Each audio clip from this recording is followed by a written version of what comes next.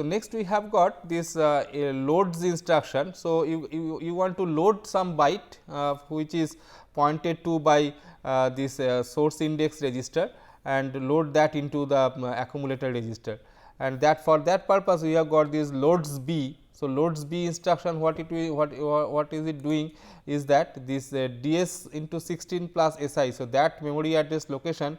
So, it will be copied into AL register, and then if DF is 0, then SI value will be incremented, if DF is 1, then SI value is decremented. So, if this loads B is having that REP prefix, the repeat prefix, then this operation will be carried on till the Cx becomes equal to 0. Okay. So, that way we have got this this repeat this REP prefix useful for doing that for scanning through a list of characters, a string of characters, or loading string of characters one after the other into the accumulator and doing some operation there. Similarly, we have got this loads W. So, here also it is doing the same operation, where it is loading into the AX register the memory location content pointed to by MA and MA plus 1. Then just opposite of loads we have got STOS, store string. So, this store string again it is byte or word. So, this is so memory address is calculated as ES into 16 plus DI. So, store STOS. So, this uses the destination index register or DI register, because now we are going to store. So, that is the destination. So, it is taken as ES colon DI. So, that is the ES colon DI will be the destination address, and that will be used. So, this STOS B, it will be copying the content of the register AL onto this memory address MAE, and if again the same thing, if DF is 0, then DI is incremented, if DF is 1, DI is decremented. And we have got STOS W, where this word will be stored, the AX will be stored in 2 successive bytes at MAE and MAE plus 1. So, that way we can have this destinations this store operation carried out. So, there are next category of instructions that we have. So, they are called processor control instructions like STC set carry. So, it will set the carry flag CF to 1. Then CLC or clear carry will set will clear the carry flag. Then CMC or say it will be CMC will be complement the carry. So, whatever be the complemented value of carry CF complemented, so that will come to CF. Then set direction flag. So, DF is a bit in the into the PSW register. So, for string operations we need to set it and reset it. So, this STD it will set the direction flag to 1, and clear D it will reset the direction flag to 0. Similarly, for the interrupts we can have STI for enabling the interrupts, and we have got CLI for clearing the interrupts. Then there is NOP, which is no operation, then halt. So, it is halt after interrupt is set. So, after some time the interrupt will come and it will raise the processor back to the normal operation, but this halt instruction is there. Then there is a wait instruction. So, this is wait for test pin to be active. So, this is useful when you have got a number of masters in the system. So, you have so the processor executes an wait instruction, and in the wait instruction it waits till some outside device or outside master sends a signal to the test pin, and this test pin when it is when the signal comes, then the processor will know that this now it is my time to continue. So, it will continue with its previous instruction whatever it was doing. So, this wait instruction is used for waiting for the test pin to be active. Then we have got this escape opcode memory registers type of instruction. So, instructions they are for prefixed by this escape. So, this is for passing the instruction to a coprocessor. So, 8086 has got the feature that it can support coprocessor for some operations, and those if that coprocessor instruction they are opcodes if you have. So, 8086 will not be able to understand that. So, if it finds that there is the escape bit set, okay, then the opcode has got an escape part, then it will understand that it is for the coprocessor. So, it will just pass the instruction to the coprocessor, and there is a lock instruction, it will lock the bus during next instruction. So, these control transfer instructions, so they are used for transferring control between to a specific destination or target instruction. So, basically the jump type of instruction, from one location you want to jump to another location, or call type of instruction you want to call a sub program. So, that way, so it is this the destination can be a jump or a call instruction target, or it is these control transfer instructions, they do not affect the flags. Okay. So, because they are not doing any arithmetic operation, so they do not affect flag. So, the control transfer instructions in 8086. So, there is call instruction, call can be register, memory or displacement 16. So, it will be calling a subroutine. So, this call register, so the call register, the register will have the offset from the code segment register at which this subroutine is loaded, and it will be going to that particular address. So, similarly, the call memory. So, this call memory, so memory will have the offset, and then with respect to the CS, that memory will be added and it will be jumping to that particular address. We have displacement 16, the immediate value, immediate displacement can be specified, and that can be executed in the, that can be taken as the destination address for call.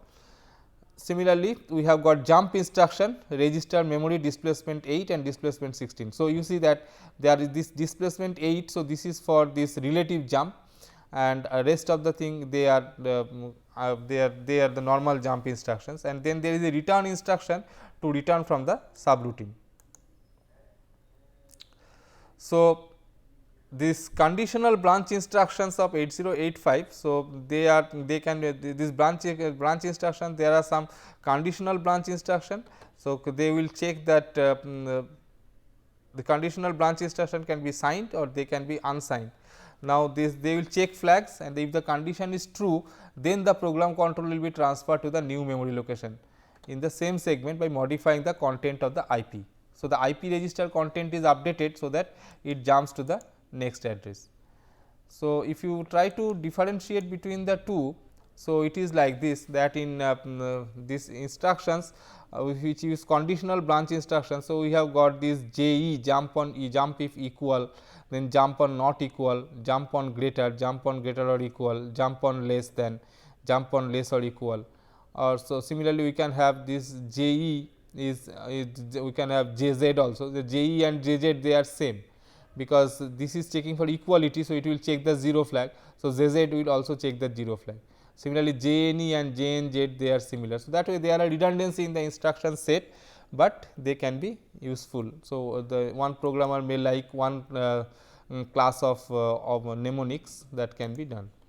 On the other hand, for this conditional unsigned conditional branch instructions, so we have got some of the instructions are different, like say this jump on less. So, we have got jump if below, JB. So, similarly jump if not above or equal. So, they are same as this JB.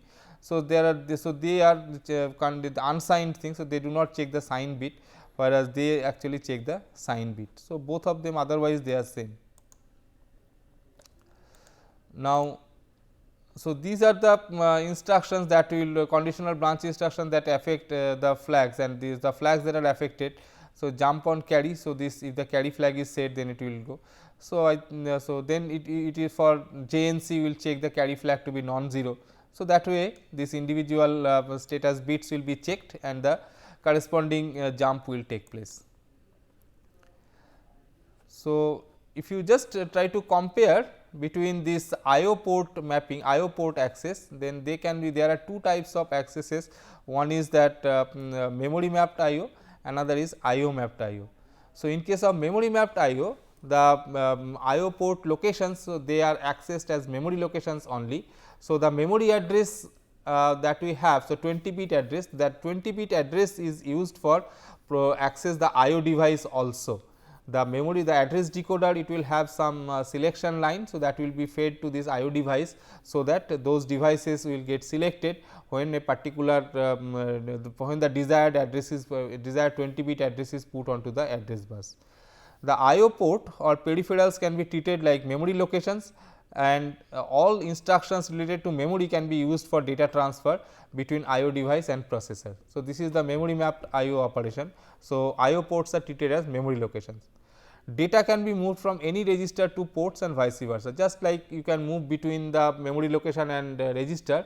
So, here also you can use all those instructions. So, as a result the movement of data becomes easier. And when memory mapping is used for IO devices, so full memory address space cannot be used for addressing memory. So, that is obvious, because some of the locations we are reserving for IO device access.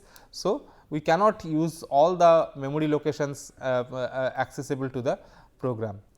So, it is useful only for small systems where memory requirement is less. So, if you are not using full 1 megabyte of memory space, then in your system, then possibly you can also put that IO device as part of this memory, and so that you do not have to have separate decoder for the IO access.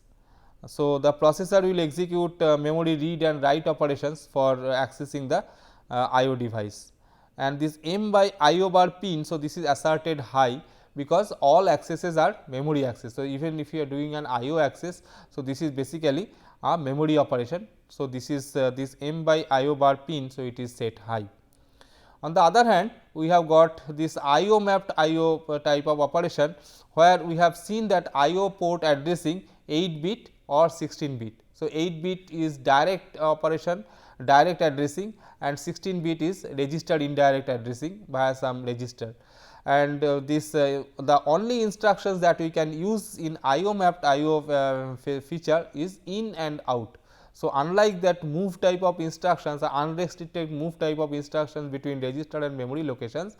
So, here it is restricted to instructions like in and out for doing data transfer between IO device and the processor. So, data transfer takes place only between accumulator and ports. So, it cannot be used to transfer between any set of registers, whereas in case of memory mapped IO, so you can have data transfer between register and any register and the IO port.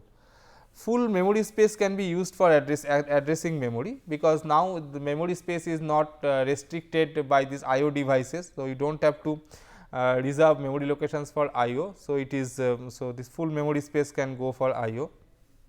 It is suitable for systems that require large memory capacity. So, if you have got large memory capacity, then that maybe full 1 megabyte is used for addressing for putting memory into the system. So, in that case, for IO devices, so we have to have separate IO mapped IO.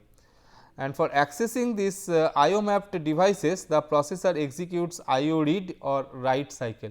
So, we have got this as the execution is like instead of memory read write cycle, it is IO read write cycle, and those status bits like S0, S1, S2, S3, those status flags that we have. So, those status flags will indicate that it is doing a different type of access, and this IO M bar line. So, M by IO bar line. So, that is asserted low.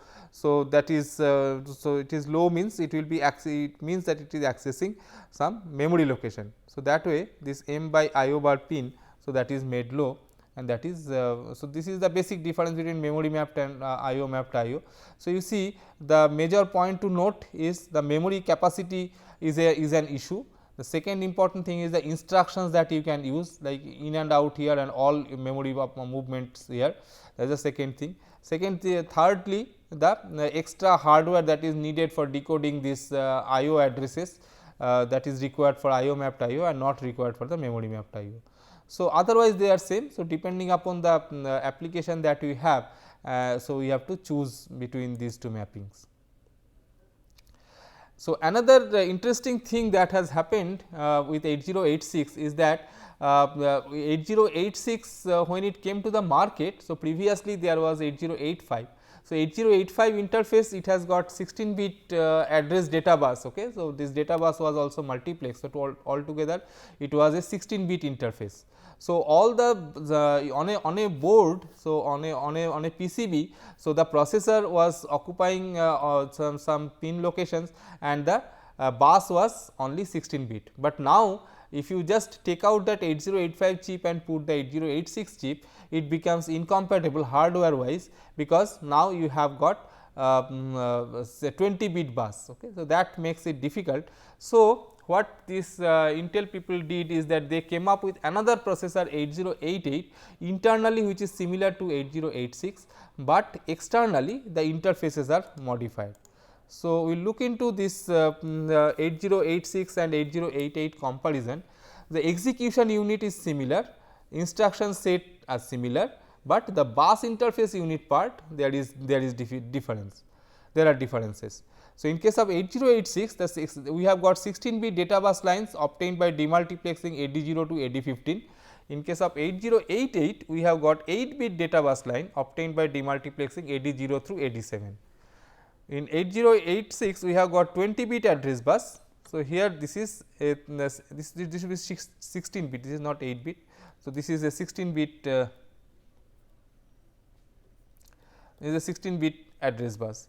So, we have got this 2 banks of memory, each of 512 kilobyte. So, here it is a single bank of memory. Then this is 6 bit instruction queue, 6 byte instruction queue, but here it is 4 byte instruction queue. So, these are not bits. So, these are bytes. So, this is 4 byte instruction queue and here it is 6 byte instruction queue. And clock speed that you can have in 8086 are 5, 8 and 10 megahertz, but here it is 5 or 8 megahertz. Now, in minimum mode of operation, so pin 28 is assigned the signal M by IO bar, and in case of 8088 pin 28 is assigned the signal IO by M bar, because this was a variation. In 8085 the signal was called IO by M bar, in 8086 so it is M by IO bar. So, that modification is reverted, so that it is IO by M bar in 8088.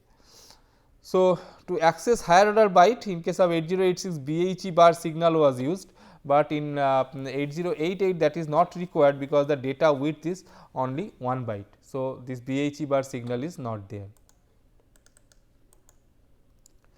So, next we will look, otherwise the internal operation everything is same. Next thing that we will look into is the coprocessor 8087.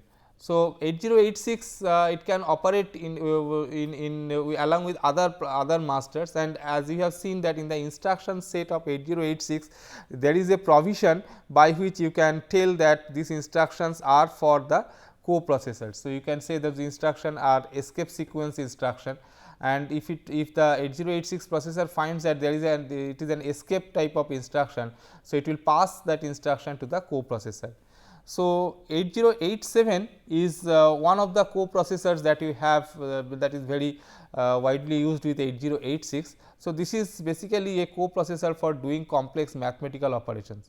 So, 8086 you see that it can do basic arithmetic, arithmetic and logic instructions, but it cannot have floating point operations and all that. So, those can be done by this coprocessor. So, a multiprocessor system that comprises of 2 or more processors. So, and entire task is divided into subtasks and they are distributed to different processors. So, advantage, better system throughput, instead of having a single processor, now we have got more than one processor. So, that way we have got the advantage that it is giving us more computational power. Each processor will have its local bus to access local memory or IO devices, so that greater degree of parallel processing can be achieved. So, there is a local memory, and the processor will have a local memory and local IO ports, in which it will be accessing the locations, memory locations and IO ports locally. But and whenever it needs to access some global memory location, so there has to be some synchronization between the processors. So, system structure becomes more flexible. So, one can easily add or move modules to change the system configuration without affecting other modules in the system. So, you can have more number of processors attached to the system in a multiprocessor system without affecting the others, and so that is the essence of this distributed processing. So, in case of 8087, so this is specifically designed to take care of the mathematical calculations involving integer and floating point data. So, that way it relieves the processor, the 8086 processor, for doing complex operations, okay, and those can be taken care of by 8087. So, they are also 8087 is also called math coprocessor or numeric data processor or NDP. So, that way we can have a number of mathematical operations done by 8087, while 8086 is doing some other operation in terms of internal computations, so other instructions. So, you have to put 8086 in the maximum mode, and then you can connect this 8087 with the 8086 through that request grant lines and all that. So, if you look into the features of 8087, so it can operate on data of type integer, decimal and real types with lengths ranging from 2 to 10 bytes. So, you see up to 10 bytes means, so the huge numbers can be handled by this. 10 bytes means it can handle 80 bit numbers. So, 80 bit number is really a huge number. So, instruction set of 8087, it has got the square root, exponential, tangent function. So, in addition to normal addition, subtraction, multiplication, division, so you can also compute square root of a number exponential, and these numbers can be 10 bytes long also, as we have seen in the previous point. The numbers can be 10 byte long also, and you can easily compute the all these things like square root, exponential, tangent of some value. So, that way and the other operations are definitely there, like addition, subtraction, multiplication, division. So, they are very much there.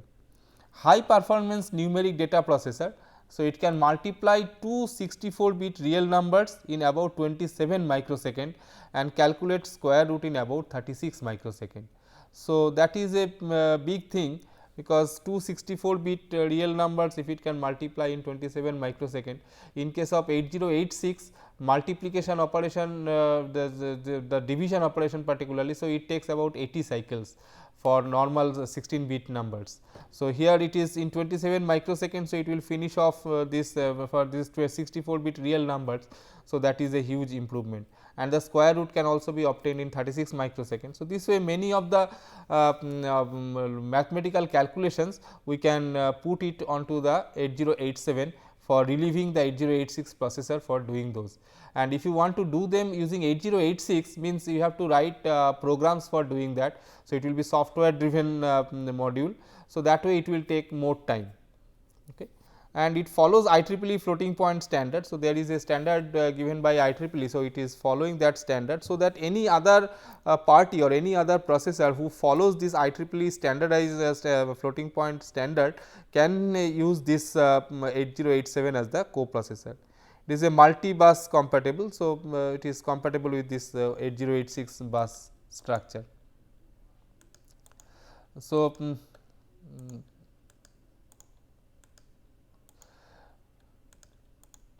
so, next if you look into this pin diagram, so it has got this AD0 to AD7.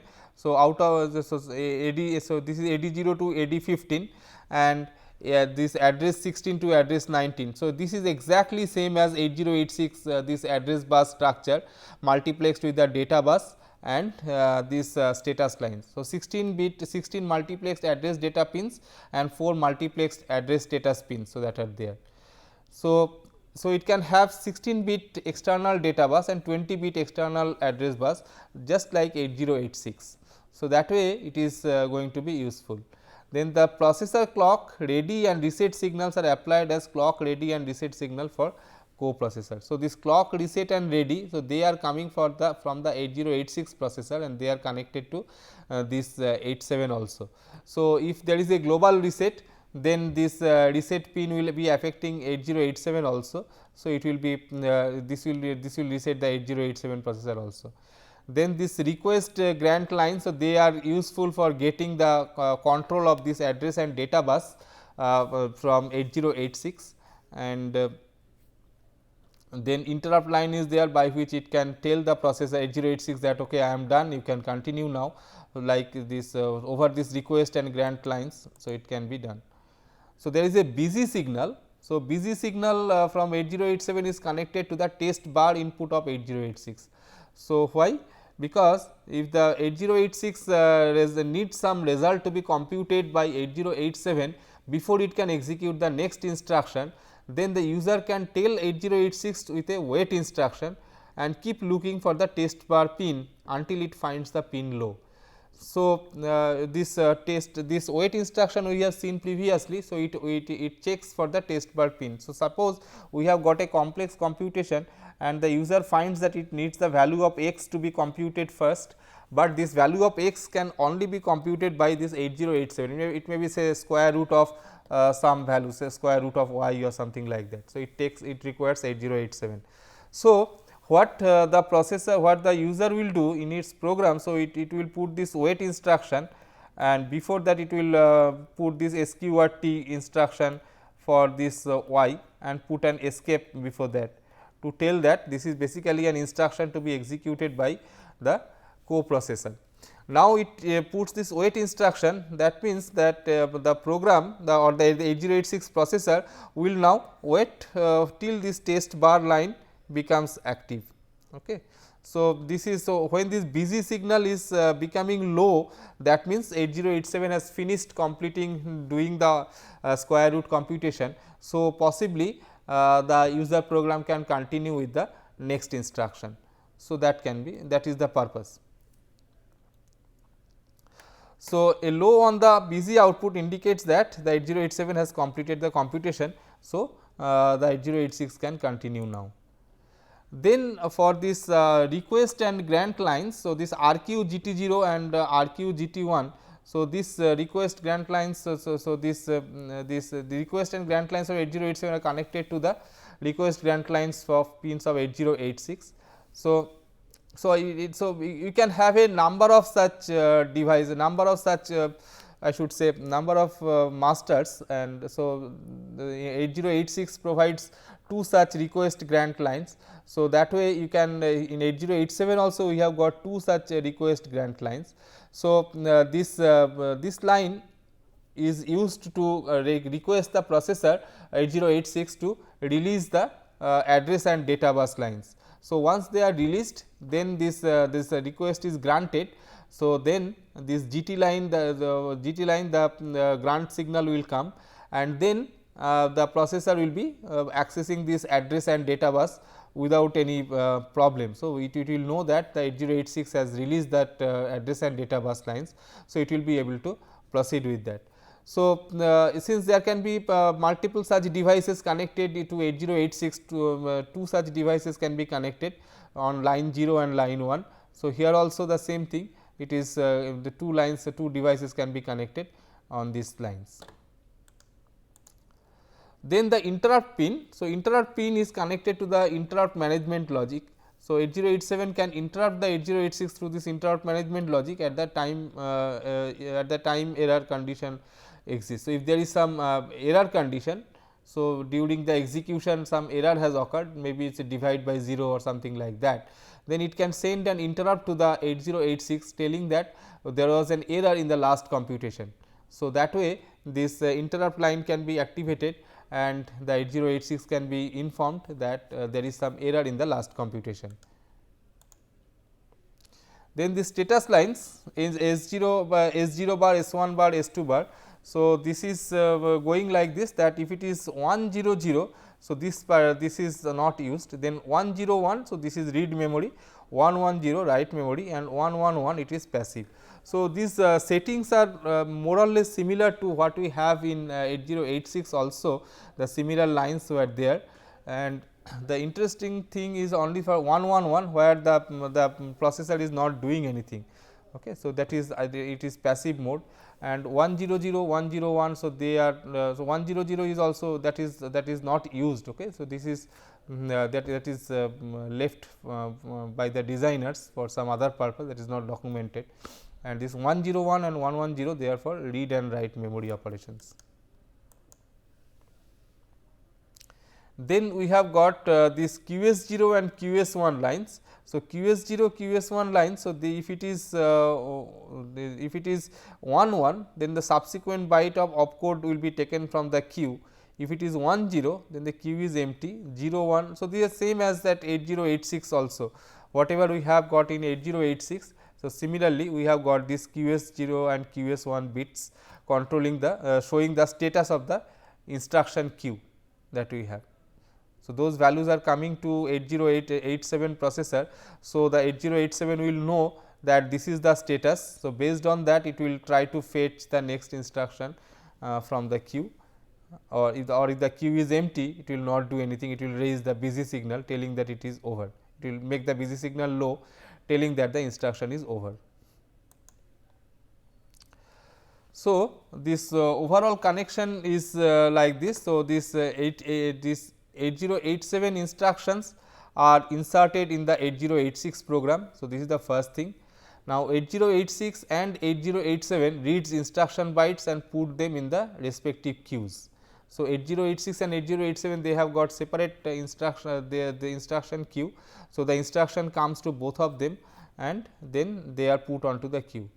Then one cycle is no operation, then 8087 instructions they have 11011 as the MSB of their first code byte.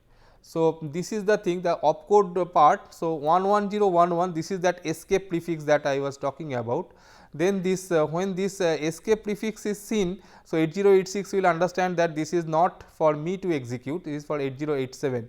So, 8086 will skip over that instruction and 8087 will take that instruction for execution. So, 8087 keeps track for this ESC instruction by monitoring this S2 bar to S0 bar pin and AD0 to AD15 of 8086. It also keeps track of this QS0 to QS1. So, Q status being 00 it will do nothing, Q status is 01, then 8087 compares the 5 MSB bits 11011. 01 means there is some byte in the memory location in the queue. So, it will compare the 5 MS most significant bits with 11011. If there is a match, that means it is an escape instruction. So, the instruction is fetched and executed by 8087.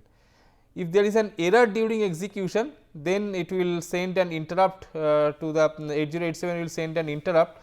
If there is a error during decoding this ASC the escape instruction, so it will send an interrupt.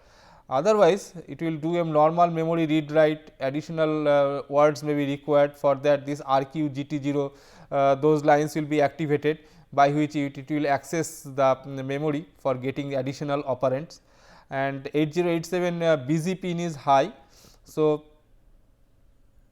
that pin is connected to this busy pin is connected to the test bar pin. So, this test bar pin is not active now. So, after some time when 8087 will be finishing the operation, then this busy signal will go low. The 8086 processor may be executing an wait instruction for this time, because as I said that if the instruction value that is computing is useful for 8086 in the next instruction, then it will be waiting with an wait instruction, and when this test bar pin goes low, that means the instruction was over, execution was over, and then it was then it will be the 8087 has written the value onto the memory location and 8086 can take that value. So, this coprocessor, so if you just compare their operations, so 8086 86 or 88, so if it finds an escape sequenced instruction, so it will wake up the coprocessor. So, it will monitor this 8086 or 8088, and then if it is not an escape, then it will 8086 will be executing the instruction, then it will go into the wait state if there is a wait instruction is there. On the other hand, if it is an escape sequenced instruction, the coprocessor which was monitoring the 8086 or 88, so it will be triggered, that it will find that there is an escape instruction.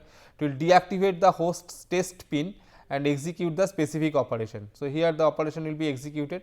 Of course, it will take help of that request grant lines to get access to the memory locations where the operands will be there.